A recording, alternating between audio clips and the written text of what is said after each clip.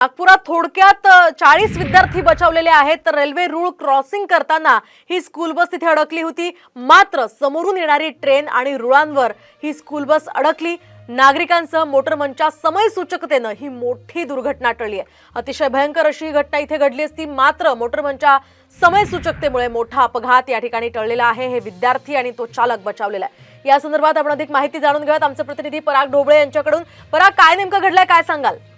नक्कीच थरारक अशी ही घटना होती। ज्या पद्धतीने स्कूल बस जी होती ती रस्ता रेल्वे क्रॉसिंग ओलांडत असताना ही बस जी आहे ती मधातच अडकली आणि दोन्ही बाजूचे गेट बंद झाले। त्यामुळे सगळ्यांचा जीव जो होता तो अडकला होता। कशा पद्धतीने वाचता येईल, कारण की समोरून येणारी भरधाव ट्रेन होती आणि ही बस जी होती ती मधातच अडकली होती। त्यामुळे कसं निघावं असा प्रश्न असताना स्थानिक नागरिकांनी जे आहे तिथं लाल जे रंगाचे जे कठडे होते ते उचलले आणि रेल्वे रुळावर ठेवले आणि रेल्वे चालकांनी समय सूचकता दाखवली। त्यामुळे 40 विद्यार्थी खरं तर या बसमध्ये होते। त्यामुळे मोठी दुर्घटना या सगळ्या माध्यमातून टळलेली आहे। नाहीतर मोठा अनर्थ जो आहे तो घडलेला असता। मात्र रेल्वे चालकांनी समय सूचकता दाखवली आणि ते कठडे पाहून रेल्वे थांबवली आणि ही दुर्घटना टळली। त्यानंतर जे आहे गेट उघडून ही बस जी आहे ती बाहेर काढण्यात आली। अगदी नक्कीच धन्यवाद पराग, दिलेल्या या सविस्तर माहितीसाठी।